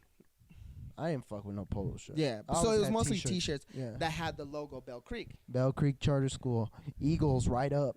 Shit, fuck. And it was funny because all the guys, we would wear a white undershirt because we would always play soccer or football before and after school, and we would get like super sweaty. So we didn't want your actual shirt, the uniform shirt. Exactly. So we would always wear a white T-shirt to catch all the sweat under. And so we would put our other shirt on, and our teachers would just trip because of the little shirt would hang out from the actual uniform T-shirt, and they say, "You're out of uniform, mister." Yeah, and we would get fucking detention, bro. Yep, because everyone was doing it. Yeah, and we were supposed to tuck in our undershirts in. Yeah, and we didn't because like, who the fuck tucks in their shirt? Who the fuck wears an undershirt? No, I'm just fucking with you. No, we all did. Yeah. But who the fuck tucks in their undershirt? Who tucks their shirt in at fucking, And they continued that rule when I was still there. Oh my God. But it wasn't as harsh. It was just like, hey, could you fix your uniform? I was like, oh shit. Well, it's because it was like stupid. It got to the point where like we were getting students were getting suspended. Like I wouldn't get suspended. I wouldn't get to that point. But I remember I think Tony and his cousin and some other guys were like getting suspended for this shit. Mm-hmm. And like I think they would have to explain it to their parents. No, to like the board or I don't know. And the parents was like, "Why is my kid like for an undershirt?" Like, are you fucking kidding me? Yeah. Like this kid's in class. Yeah. Is he paying attention? Yeah. Has he done anything wrong? Why the fuck is it going on his record? Why is he on detention or suspended? Because of his undershirt. Are you fucking kidding me? Yeah. For his undershirt? Like, neta, güey? Yeah. So, yeah, hopefully they like, it's just a fucking undershirt. Yeah, and for us, it was just always like, hey, you know what? Can you just, like, fix your stuff? Yeah. And I get it. It's uniform. You got to hold the policy, whatever. Yeah, but... Yeah, we're out of there. Last tuya, güey. Yeah. But I guess this is the final topic. So now that, you have a kid, congrats. It's a year of taking care of another soul. Jesus. Which is crazy. Let me tell you. But what do you think is one thing that, me and you experienced growing up that you would want to show Santi? So this kind of goes back to like how we were raised and stuff like that. And I think I just talked to Dad about this literally yesterday. Is being relatable. Okay. Relate to your son on the experiences. On like what experiences you had as a child. And I get it. Dad had completely different childhood than we did. Oh, yeah. So I can imagine that he grew up a lot faster than we did. Mm-hmm. A lot faster. And, we can, see that. But for me, now it's like what I want to see is like, I want to not be friends because I am not meant to be my son's friend. No. Yeah, no. I am meant to be his father. Yeah. You're supposed to be, at the end of the day, you're the decider of right and wrong to a certain point, or raise him at least. Yeah. It's more, letting him, my biggest thing is I want him to be proud, first of all, and I know it's like a little controversial, but like, I want him to be proud that he is a man. Yeah. Be proud of who you are. This is what you got. It's kind of like you get what you get and you throw it to a fit. Yeah. And I get it for other people. It's not like that. And I totally get it. And if you don't, it's fine. I'm not against it or anything. But for him, like for me, I would think, I'm not saying other parents failed or anything, nothing like that. But I want to take my mission to be like, I want my son to be proud for who he is. Yeah. Who he is becoming. Hopefully it's like good, if he's, bad, in other way, like mentally, he's not there, stuff like that. Obviously, that's a different story. But like I want him to be proud and just like be who you are and just be happy about it. Like this is make the best out of it. Yeah, that you can make the best out of it, and there's a lot that you can do with it, and that's I think one thing that why my teenage years was like kind of hard, and going back to like who did I have, and that's why I was like I could say I didn't have anybody because it was hard to relate to anybody. So you didn't. So what you're saying is you didn't have any mentor, any like coach, teacher, anything that kind of said, no, because coaches were always like, "You're a good kid. You're a great kid. You're a great athlete." But it was never like where you could sit down and be real with someone and be like, hey, you know what? Like, I don't know if I'm doing this shit right, or I don't know. Well, not only that, it's like, why am I fighting with my dad a lot? Yeah. Like, why is it a hard time for me to, like, maybe like clean my room or like actually listen to my parents? Yeah. Like, why do I have to listen to my parents? And I never had like that brother to be like, hey, dude, just do what the fuck you're told. Yeah. Like, this is how shit is ran here. Yeah. You know? Which I never had to do with you because you kind of saw it firsthand. Like, I saw it firsthand. He's getting his ass handed to. If X happens to him, that means I'm not gonna do X. Yeah, I'm gonna do Y. Yeah, I'm gonna do Y, so I don't get what the fuck he's getting. You know. Yeah. So that but yeah, I think the biggest thing is just like I want to feel like I can relate to my son and be like, hey, I was there too. I thought what you thought. This is like how I went through this, and this, and these were like how I was kind of getting through life. For me, it wasn't the right thing. If you think you need to go through that same path to learn, I mean, go for it. Yeah. Whatever you need to do to learn that this is your path. I think that's the biggest thing. Shit. Yeah, it's a loaded question. And that's where I'm like, what other things do you think that were beneficial out of mine in your childhood or out of us growing up that, you'd feel like you'd want to share with? Yeah, well, yeah, like the biggest thing is like how my dad did is like he wasn't our friend.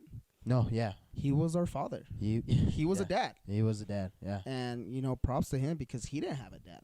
So he didn't know what that was. Yeah. But, I mean, and I tell him every day, it's like, yeah, we may argue, we still bump heads, but, I mean, look where we're at. Yeah. I think you're doing pretty good. I mean, I'm not saying I'm super successful, but you can hold your own. I can hold my own. I'm providing for my family. I have a family. Yeah. We're doing okay. I mean, not like amazing or great, but we're doing good. I mean, we're getting along. Yeah. My son has what he needs. A little more. I don't know if the camera. A little more than what you had when you were. Oh, a lot. And my mom and dad remind me every single day. Oh my God, Santi has so much stuff that you didn't have, and I'm like, yeah, I get it, but sometimes I look at that and it's like, well, my childhood wasn't bad. Yeah, it wasn't bad. Yeah. I had a lot of cousins, which was cool, and that was one of the things that I do enjoy and miss. Yeah. Honestly. Yeah. It was hanging around with the cousins, and I think that was the biggest thing. Everybody in one household. Yeah. And then that's how I kind of grew up too. Even before you were there, is we were all in the same apartment complex. Oh, okay. On both sides, on mom and dad's side. Oh wow, I didn't know that. Yeah. So mom's cousins, like they were also living in the same apartment complex. So holy shit. Yeah, some of the cousins were like there with us, and like it was all of us. So it's just like kids around kids, and yeah, dude, you take care of your own. Yeah. And if you cry, shut the fuck up. Yeah. Well, no, it's like there were so many kids, like the kids kind of took care of each other. Yeah, yeah. And there was always like some kids that like they kind of took that role. Yeah, yeah. Because like think about it, like Tia Blanca was like one of those kids. She kind of took that role early on to like take care of everybody. Her and mi tia Angela. Yo. Now that I know mi tia Angela and mi tia Blanca, the way they banter and they fucking make fun of like everyone else. Yeah. Oh, it would have been a delight just to see some videos of them like not only them, their people. cousins, bro. Oh my goodness, dude. Now the way that they used to do it, and this is a quick story with the way that they used to do it with Dad, and how when they'd go to the rancho, Dad was always in babies, right? He was the one that what would they call him? Papa Santo. Yeah. So they'd call him Papa Santo. He was the one that everyone took care after, and he was the baby, right? And the way that mi tia Angela and mi tia Blanca would try and get, sweets or treats from Papa Benito or La Mama Cuca was from my dad, or mi tia Angela and mi tia Blanca telling my dad to say, hey, you know what?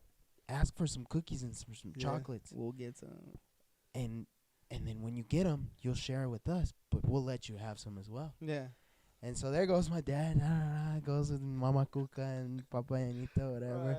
And they'd go get their little chocolates or whatever. Yeah, and he'd bro, be like, it was like whatever yeah. Dad wanted.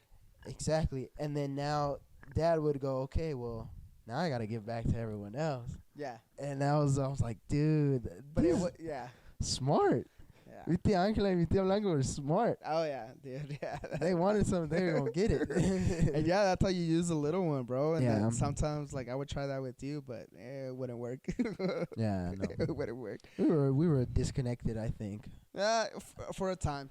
I think, yeah, right when you were in high school, just because I was around a lot, because that's when I started coaching and stuff like that. Yeah, that was when we started to kind of... Yeah, click a little bit. Well, not click, but kind of get to know each other again. Yes. Because it's definitely, you were becoming your own person. Uh-huh. And I was already kind of, not to say developed, but, you know. You were already outside of the house. Yeah. For a while. I think and that's you had important. already lived for... That was also important to get out of the house. Is also like a learning stage. And, you know, that's something, you know, Santi...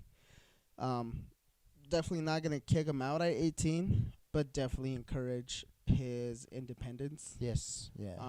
Stuff like that. But you know, going back to, you know, what your question is, like, you know, what I would is to be completely honest. I don't have all the answers. Yeah. I don't have all the answers. Yeah, I think that's another big thing that me and you and Dad have always had, like, kind of not beefs, but just like problems with, because we always saw Dad as the authoritative figure, and he always thought he knew everything. He knew which everything. He knows a lot. He knows a lot. That's granted. He knows a lot. He knows, but not everything, right? Everything. And that's when we gotta come to facts with that. That Dad yes. does not know everything. Exactly. And I think we started to realize that when there was things like, oh, it's an hour job. Why are we here for 3 hours then? Yeah, and that was where we're like frustrated because something would go wrong, which something always is gonna go wrong. But that was where we started realizing, like, oh, you know what? Our pops is just our pops. He's not like, you know, he's a person too. Yeah, he is. He's a person too. Yeah, exactly. And that's another thing. Like, everybody makes mistakes. Yeah. But hold it to, like, yeah, and you're gonna hold that against your father because he made one mistake. No. And it's not like I get some other people like, yeah, my dad is Superman. Yeah, Dad was our Superman too. Yeah. He was like the strongest, the smartest, the fastest, you know. But when it came to like problem solving, gotta give it up to my dad. Oh yeah. You know, and that's one thing. It's like also want to show Santi. It's like, you know, I can do that too. You know, but be upfront. Be like, hey, I don't know the answers. I don't know what the fuck I'm doing, but we're gonna try and figure it out. Yeah, we're gonna find out. Yeah. We're gonna fail. Yeah. Something's gonna break. Yeah. We're gonna fuck it up. We're gonna, you know, waste more money. But at the end of the day, it's gonna get done. One way or another, it's gonna get done. Yeah. And that's you know, that's the ultimate goal. Is like, hey, you start something, like, you know, let's finish it. Yeah. At least let's see it through. Yeah, exactly. Let's see it through, and that's kind of what I told you too. You know about that and stuff like, and you know, going back to that scholarship. You know, I told you before you accepted that scholarship. So are you sure you want to do this? Yeah. And that was my main thing, and that's like what kind of, you know, what coaching out also helped me out with that. You know, is just being like making sure that that's what you want to do. Just because it's like, I mean, a full ride scholarship was like. But then again, now that I've gone through, you know, 3 years of school. Jesus. 3 years of college. That is an achievement. It goes by quick. That, to say the least. Yeah. But I really don't think I would have expected this, or I was even ready for this. Yeah. Nobody is. I mean, well, lies. I feel, well. I honestly, to the point where, like, obviously the news that I just gave you right now, a couple hours ago, it's like, I came in for one thing, ended up with another. I was never ready for it. It was just like, you know what? Maybe this just, some things are and aren't for me. But I'm going to show up every day. And I'm going to be honest. Some quarters, not my greatest. Some classes, not my greatest. But But you're continuing. I still went through it. It's like, if I failed that class, pues ni modo. Like, I'll take it during the summer or whatever. Whatever. But I'm still finding a way to just say, you know what? all right, I'm going to show up next quarter. I'm going to show up in the next couple of months, try and best I can. And if I can't do it, well, I'm going to just not prioritize that one class and just keep going. Yeah. Because there's a lot of good things that have come out of it. Oh, yeah. Out of these 3 years. Oh, yeah. Look where we're at. Look where you're at right now. Exactly. Look where we're at. I mean, not only you, you know, it's you know, you're also an inspiration to a lot of people in the family, friend groups, and stuff like that. To kind of achieve. And that, you know, going back to where you were, what was your question about the last one? Oh, about what you want to show Santi about our childhood. Like, what would you want him to experience? Thought it was a different question, but yeah, it kind of goes into the how you were saying it's like you had a bad. Was it not that question? Yeah, it was, but we were kind of like going off track of like how, you know, the development. You know, that's how I kind of took that question. Is don't like you look at the final goal is for you obviously graduating. Yeah. And there was a quote. It was I heard it probably from TikTok. I'm not gonna lie. I probably heard it from TikTok, or it was a movie or something, which I also get a lot of like inspirational quotes from that, stuff like that. Which is, I mean, and it's Disney movies. It's like unexpected movies where you like there's a quote that it just hits you. It's just like a little mantra that you just and like, you're like, oh wow, shit. Yeah. And maybe that's all you need. But it was some dude was talking about a book, his favorite book, about like a horse, a child, and fucking, I don't know, an owl or something like that. And it was saying that the child was in a big old field of grass. And he's like, dude, I don't know what the fuck, like, I don't know where to go. Like, I'm fucking lost, or, you know, something like that. And the horse was like, well, stop looking ahead. Can you see your next step? He was like, yeah. All right. We'll take your next step. And then continue to do and just continuing just what you have in front of you, you know. And then by the time you know it, like, you look up and you're like, this is completely different. Like, oh, shit. I passed my goal, like, way back there. But, like, how you are doing is what I feel you're doing is, like, you just put your head down. You work. You do, you know, you have your responsibilities, your school and stuff. Put your head down and work. Dude, look where it's gotten you. Look at the opportunities that's just opening up. Oh, yeah. And you wanted to give this up after fucking 2 months of school? 2 months, bro. And it's, you know? Yeah, it's crazy. And that's how I look at it, too. And another big thing is, like, when I think Tom Hanks said this, this too shall pass. Yeah, if it's happiness, this too shall pass. If it's sadness, this too shall pass. Yeah. That is real. That one is, that's a good one. That is real. Yeah. There's times where, like, you said it in your best man speech when I was broke as shit, living in an apartment with Marie. Yeah.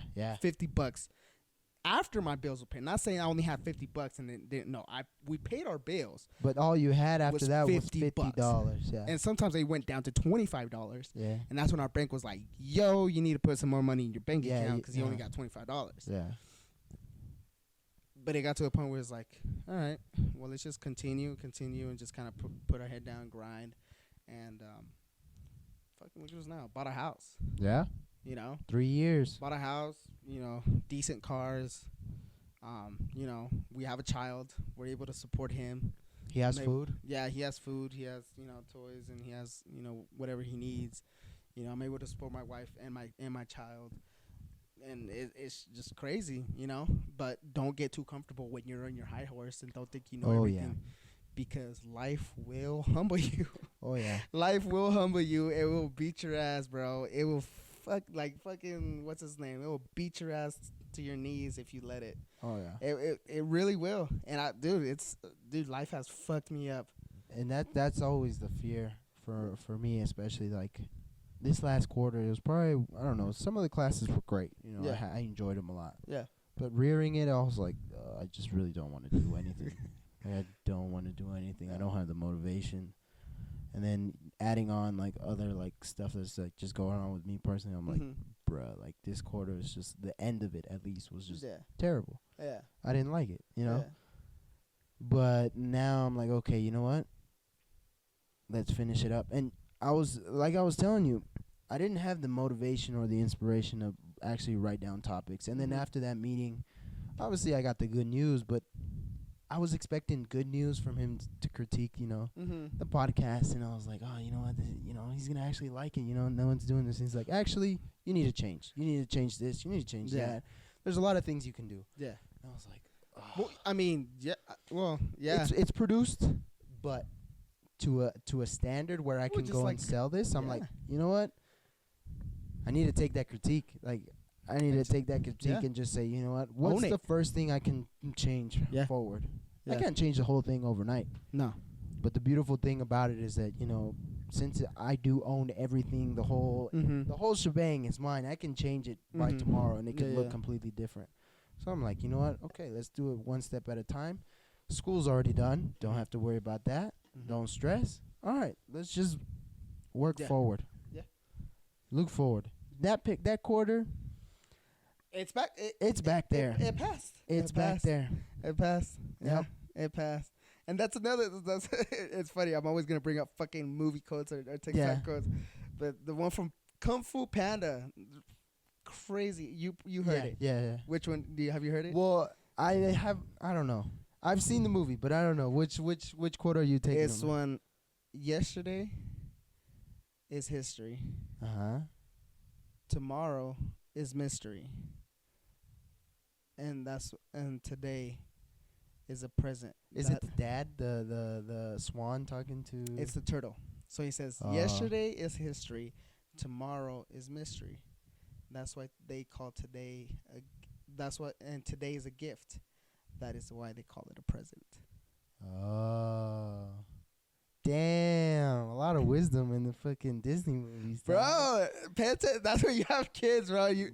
And that's another. You watch movies and you re-listen to songs and rewatch movies, and then you get a different perspective the second time, third time, fourth time you watch or listen to something, and you listen to it different. It just clicks because it's also because you're in a different different mindset. Mindset. Or time in your life, also. So that's and I was like, hey, like you said, quarter. That's done. No. Hey, what do we got going on today? Yeah.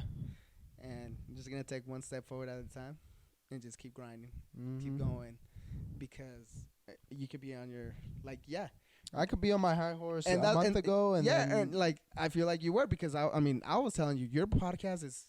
I genuinely enjoy it. Yeah. Me as a truck driver, I listen to it and I have a good time listening to it, because sometimes I feel like I'm in the conversation, mostly because I know most of your guests. Yeah. And I can really relate to that conversation. Hopefully they can relate to this one. Yeah. But I can listen to it and I was like, dude, this is really cool. Me, from someone that listens mostly to comedians' podcasts, not really, other political ones, but I'll get into it. I was telling you, dude, your podcast is shit. Your podcast is shit. Yeah. For this guy to actually know what the fuck he's talking about. Exactly. To tell you, yo. There's a lot that needs to be changed. It could be, yeah.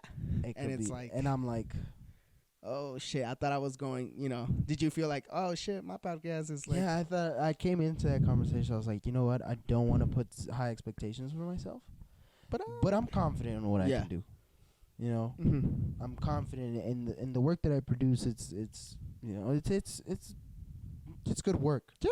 I think so. It's good, at least, to my standards of what I can produce. And then when I came into that, he's like, okay, so come here, mijo. Just so put some. I see a lot of the stuff that you do is unedited. I'm like, oh, fuck. What do you mean? What do you mean? Yeah. I edit probably 2 hours a week or something like that. And he's like, well, have you ever listened to this and this and this? Yeah. And it's like, do you know the style of these? It's basically a podcast. Essentially, the podcast that we know, the big driving factor that they have is that they have the personality. They have the comedian. They have the scientist, this person, this political, or this public figure. Yeah. When it comes to podcasts, there can't be a dry moment. There can't be any point where things kind of slope down. Now, for people who don't know you and people who don't know, all the previous guests, to them it's like, oh, this is boring ass conversation. Sure. Right? Sure. So now a lot of what he told me is you need to make it like a story where you're holding their hand and tell them, okay, I'm bringing in Alan Carrillo. What's his, specialty? What is the thing that brings him, that makes him apart from everyone else? You're my brother. Yeah. So we want to make it about the stories about our childhood of growing up, and what that actually looked like. Yeah. Right? And that's where you actually bring people in and you hold their hand and you walk that story through our journey. and it's a lot of pause things where it's like, okay, I'll speak for a little bit, just me personally, and then I'll do an interview of certain questions, use that in, but most of the parts of the podcast is me just on my own, kind of exploring these ideas and then tying in your interview. Okay. So that's mainly what I'm trying to do, and that's a big project that I want to do, especially now that I'm on break. Yeah. I want to do a series, something like that, where it's like an actual like audio journalist podcast. Yeah. Where I can actually go out and like interview people and then have like my own studio time and say, you know what, this is what I want the story to revolve around and kind of guide people through. Yeah. So it's more of like a journalist, like more of an actual a story. Where you're taking people through the journey of your life. Yes, yeah, kind of like that, but like the guest, more of the guest. Okay. So like, let's say for you, it would be like, oh, you know what, like growing up in our pressure. What was that pressure? How did it affect you? How did it end up? And kind of just have my own spiel of like, oh, well, this is how certain pressures affect certain people. It can be good, it can be negative, da da da da da. Yeah, how pressure. And then actually going to asking you and interviewing you and how that pressure actually affected you. Yeah. And then that's where you get to speak, and then after that, I'll tie it into like some other thing. Oh yeah, yeah, and I feel like you have been, and it's throughout your podcast. I feel like you've been getting better to control the narrative. It's and you're not really controlling on what like your guest is talking about, but you kind of control of like where, like you said, like where the story goes, like where you're taking them, what you want to show your guests, or what I want them to display about themselves as well. And you kind of give me you're guiding me through the conversation. But now I need to make it more so where I'm guiding the listener, not just you. Me. Okay. So where they can stay engaged the whole time. Yeah. So that's another big challenge. That's interesting. That sounds difficult. Yeah, and it's gonna be like a lot of, now that I have this wonderful free time. I don't have to be employed anymore. Yeah. Thankfully, Papi Daniels. Yeah, Papi Daniels, dude. But that's the beauty of what I'm able to do now. Yeah. That I'm able to like kind of work and grapple with this, because it's obviously difficult. There's people going to school for this, so yeah. And I do have the resources, like more than plenty of the resources. So, and going back to that pressure, do you still feel that pressure that we kind of like still have? No, well, yes and no, because like I was saying, like with that the quarter already passed, I'm like, well. Sometimes it's like, well, I could be, working on stuff, and what if mom and dad were to come and see me, and I'm just like acostado, lazy and stuff. But I'm like, no, you know what? You feel that pressure comes in because we're Hispanic, we're Mexican, we're Hispanic. I think it's more because we've never been put in this situation before. Okay.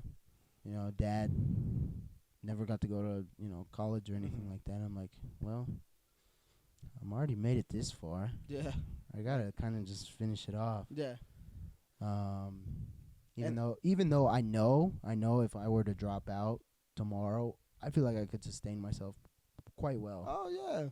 I know how money works, and I know how to spend it, and I know how to But now from that, I'm like, no, okay, you know what? I just need to finish it off, and even then, after I graduate, that's not gonna be my calling card. I really don't want people to recognize me as like, oh, el licenciado Carrillo, like I could give a rat's ass. That was my biggest thing. That was my biggest thing. It's like, I always felt like people like that, like college educated, were like, oh, you're goody two shoes. Not goody two shoes, but you're like, there's this certain, and I love it. I love that now at school, the stories that I tell you, I'm not like your normal image of a full ride college student, right? Like I'm just like I feel like I'm a little more outgoing in a sense that I'll get into different things. Yes and no, because your work ethic. Okay. Your work ethic is there. Yeah. And that's similar to, what people see in like full ride scholars. Oh, okay. Well, is that they know what they need to do to get it done. And at the end of the day, it's going to get done, right? That attitude. But listen, it's to get it done, not like to fucking ace it, you know what I'm saying? Yeah. Like, you got what you needed to do to get it done. Yeah. Because it's cool, like, you're not putting your sole focus. You're obviously learning. You're learning a lot. Yeah. But you also using your experience in college to do other stuff. Well, I just learned this, and it's like I'm using a lot of what I learned to take it outside of the class. Yeah. And I see it. A lot of the stuff that... Because you're teaching me. You're teaching us.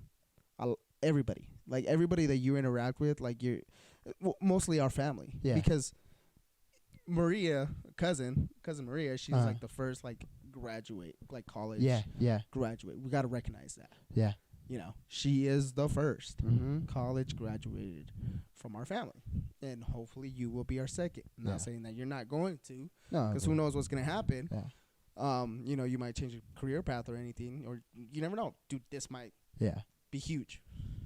But you never know. And yeah, you're on your way to be that person. And yeah, sometimes it sucks that like, you were on your way to be the second. I had the opportunity. Yeah. Like, gotta be honest. I had more advantages than most people. Not saying that I had the money. No, we didn't have the money. No. But I feel like we had the resources. Yes. We can make it happen. Yeah. We can make it happen. And it's like, yeah. We know where to poke and where to make it get it done. Exactly. And yeah, I recognize it on myself. It's like, yeah, I was lazy. Well, not lazy. It's just I didn't have direction. Yeah. And it was hard to get that from how long? 2 hours. Yeah, I felt it was gonna be a longer one. It was gonna be a longer one. Let's close it out because I think Santi's crying already. Yeah. What is it? 8:30. Is it bedtime? He was already tired when he went upstairs. I hear him. Yeah. But yeah. I think this is a good one. It's definitely a good one. So hopefully you guys enjoy it. Yes. I enjoyed it. I think this is gonna be more even for us as Santi grows up. Yeah. I'll make this a hard copy. Yeah, definitely. And be able to keep it so that way, like, hey, look at it can stay within your the dad family. and uncle. Exactly. Over here. Being just talking. Being hooligans. Yeah. But yeah. As always, thank you for listening. And then also, as we were talking about, there's going to be some changes to the format of the podcast. So I may be letting you guys into it, or maybe a surprise, but just, stay aware. Stay tuned. I know all the 40 people that are, tuning in. So shout out that's to a y'all. lot of people. Yeah. That's a lot of people. It is a lot of people. Shout out. Yeah. Thank you a lot to, supporting this wonderful man here that we have in our presence. He's doing great things. Keep supporting him. Thank you. He's definitely going somewhere. May not be the next Joe Rogan, but he's no, and I don't think that's where we're heading to. No, but be your own person. Yeah, we're definitely gonna try and experiment with a lot of different things. Because obviously, I'm the CEO of this bitch, so I can do whatever I want and change it, and manipulate it. Excited for the many conversations that you're gonna have on this. Definitely. Yeah. Well, I think I'm more scared for the interviews because I think now I want to kind of branch out to people that I don't know, and we're gonna have similar conversations like this next week. Like I told you, it's another girl that she actually got the Daniels Fund. So it should be similar long format conversations, but over these weeks, I'm gonna be preparing. I think in 3 weeks, I want to release that kind of audio journalistic type episode. Okay. Just so I can kind of prepare myself and give myself a job to do over these next couple of weeks. Okay. But yeah, no, and definitely, like I said, I feel every podcast you get stronger as a host, as an interviewer. How to guide people with questions and stuff, and just topics like that. Yeah, my shitty ass note page. Yeah, definitely. It could be better planned. Well, I mean, it worked. Right? It worked, dude. I mean, with us, we can spark up a conversation, no problem. Yeah. But with other people out there, but also, you gotta find people that you're also interested in too, so you don't have those dry moments. Exactly. But no, you're doing good, brother. Thank you. Very proud of you. Very, very, very proud of you. Excited for Thanksgiving, way? Ready for the food. Really? Yeah. I don't know. Big food? I don't know. I haven't really had that big of an appetite. No. Like these last couple of weeks, I've only been eating like maybe once or twice a day. I don't know what it is. I'm excited for the food. I think I'm more excited to see everyone, because obviously I've been ostracized from everyone for quite a while. Especially. Yeah, me. I've been coming around just for my son, definitely. But there he is. yeah. But everybody wants to see him grow up. Give everybody the chance, because time flies. Yes. Time does fly. Yes, Look at you. There he is. There's the man in the yard. Look at him smile. But all right, let's close it out. I'm gonna play the music. All right, brother. Hey, have a good one. Have a good night.